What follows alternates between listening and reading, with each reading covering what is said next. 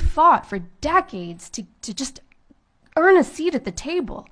And now we're back here fighting for our own private spaces. We're fighting. My daughter has now finally found a sport that she loves, and she's really great at it, and I love to see her thrive. And now I've got to worry about her having to compete for her spot for a college admission over a boy.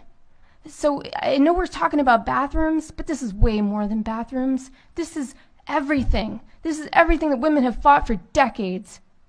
And I'm really upset over the fact that there's women here that are so willing to give away their seat at the table. I wish more men would do this, but shout out to Mama Bear. Somebody got to call these people out.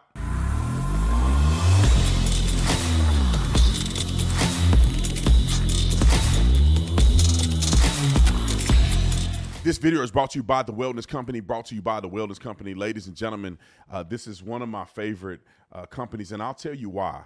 But make sure when you go to the website, the link is in the description section. Put in discount code Tatum so you get 15% off. You don't need to be paying full price. 15% I will hook you up. But let me tell you what you get just real quickly. The medical emergency kit is one thing that every single person in America is going to need. You know how they be putting out stuff from the Wuhan and all this other stuff. And then whenever the rubber hit the road and you don't have what it takes, you don't have any medicine or nothing that you can use that can help you with viral infections and with bacterial, all of that. This can help you. It's got ivermectin in it, amoxicillin in it, all of these things that are in it.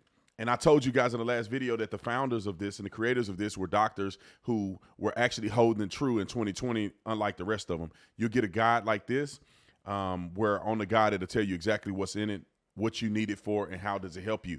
But let me go down and scroll down to something that I think is just as important or even more important. The traveler's kit is good too. But the first aid kit, you got gauze, you got Band-Aids, CPR face mask, you got all kind of stuff. You appropriately have the gloves you need. Everything you need in a first aid situation is what you get. So it is absolutely invaluable for you guys to go to the Wellness Company and check out some of these packs so you can get the one that's appropriate to you. If I were you, I would have all of them. When I'm traveling, in case of an emergency in a first aid situation, or in case you get sick, you have everything you need right here. And you ain't got to worry about wait for the government to do it for you. Like and subscribe to the channel. Hit the bell to get notifications. Anytime I go live, make a video, make sure you still subscribe to this channel. Like this video, comment on this video, share this video. Let's get into this. It should not be a subject of confusion at this point.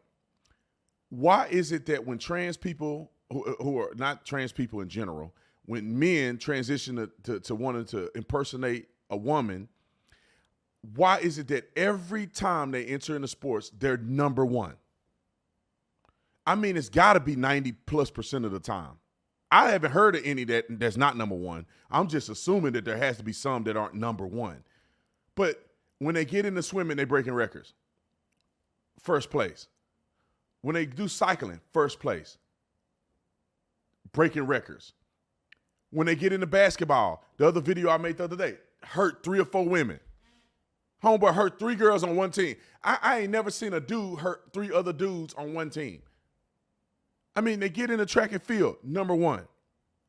Powerlifting, number one. I mean, everything you name, they become number one. But shout out to Mama Bear for getting in front of the school board and challenging them and exposing the fact that what about the majority of women who may be uncomfortable with a guy in the women's locker room? Like they just giving a big F you to all these women and saying this one person who has a mental illness is able to go into the locker room and do whatever he wants. And if y'all don't like it, everybody quit. Every woman in the school except this one person, you shouldn't even be in the locker room. You could change in a car.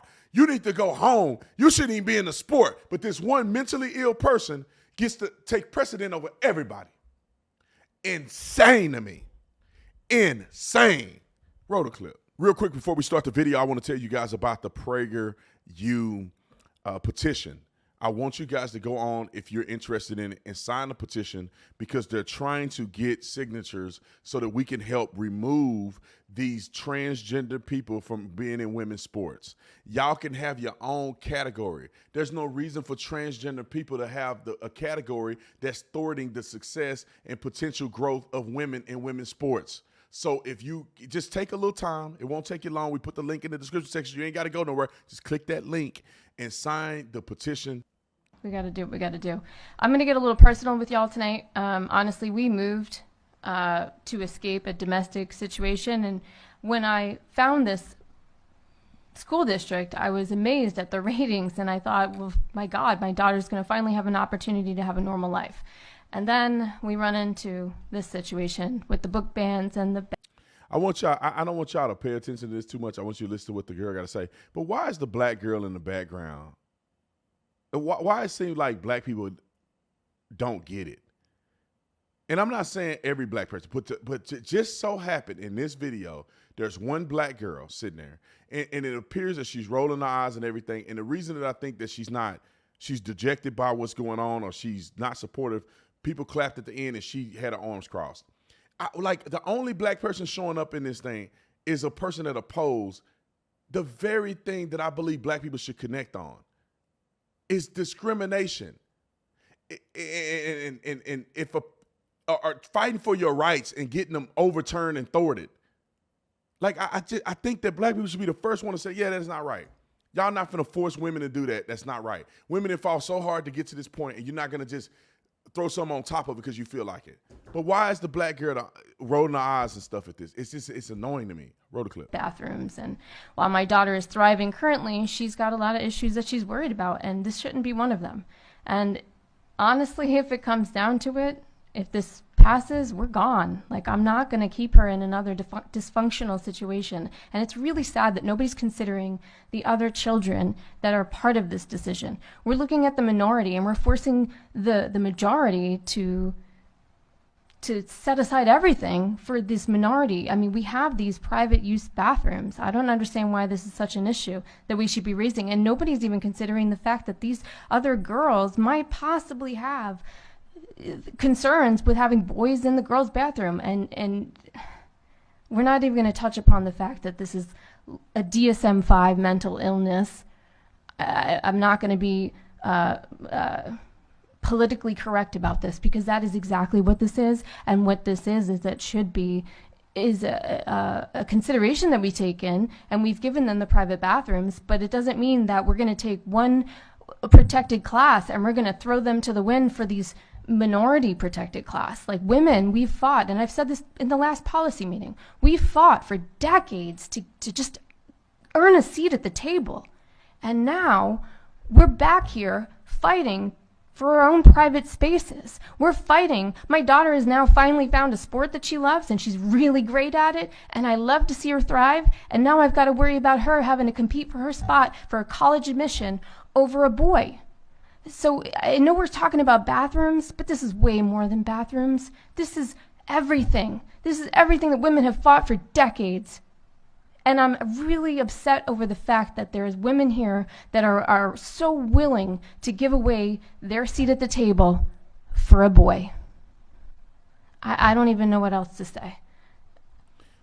You don't have to say nothing else, Mama Bear. You said it all. How could somebody, and then they clap for it, and the black girl in there won't even look at her. You know, I think she said enough. I think she covered the gamut. Listen, I'm not understanding. Like, this is not compassion. This is brainwashing, and this is coercion. Compassion says, okay, we get it. You're struggling with something. We want to be inclusive.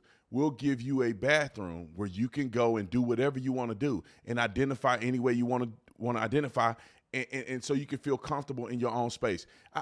I wouldn't necessarily do that, but I'm okay with it. I'm okay with a school saying, okay, we can divide a private bathroom for people who are confused and people who want to change up every now and again, and maybe they non-binary or whatever the case may be. You could change in there. You could do whatever you want to do in there. It makes no sense whatsoever to say that a boy can somehow have a mental illness, be horny. I don't know what their decision making is, and decide that he can go into a women's bathroom. It's such a liability, in my opinion, that I'm surprised that people are even taking. Because think about this for a minute. If I were to go somewhere and pull my pants down and flash a woman, I'm going to jail. I will be arrested for indecent exposure. Why? Because I'm showing my genitalia to a woman outside of her permission. And it's not right, because women shouldn't get exposed to male genitalia. That's just the way it is. Women should not be exposed to that if they don't choose to. And so if I'm a trans person, I go in the women's locker room and just say that I'm getting turned on by these women, and they come out to play. And then I pull my pants down and it's hanging out in front of these young girls that have never seen a penis before. That's just not, that don't make sense to me. And then, what if the person decide to get bold and start, masturbating in the locker room? It's too many things that can go wrong, and I don't think it's fair, because you run the risk of a person. I mean, I'm not talking about right now. It's new. It's fresh right now. This is a new identity, a new idea. But after a while, this may become prevalent, where you got 6, 7, 8 transgenders in the girls' bathroom. And it's funny because it's always the boys turning into girls in there. It's not the other way around. Why don't we hear stories of sports where girls are turning into boys and doing that? Girls are turning into boys and being in the locker room. I wonder if I did the research. All right, so there's a statistic, and I pulled it up on my phone. I'll put the link in the description section, but you could just search this on Google, but I'll try to put the link to what I'm saying. The AI-generated answer is that according to some studies, transgender male to female are more prevalent than transgender male to female to male. And the research shows that it's a ratio of 2 to 1.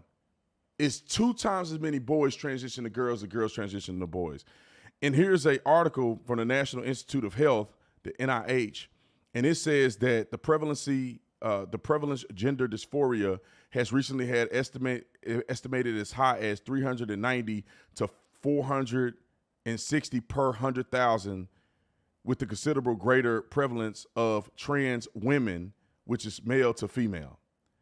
And let me see if I can find a little bit more. The trans women, male to female. And it says reports here changed the demographic encountered the experience over the last 2 decades. It just goes through how they generated this result.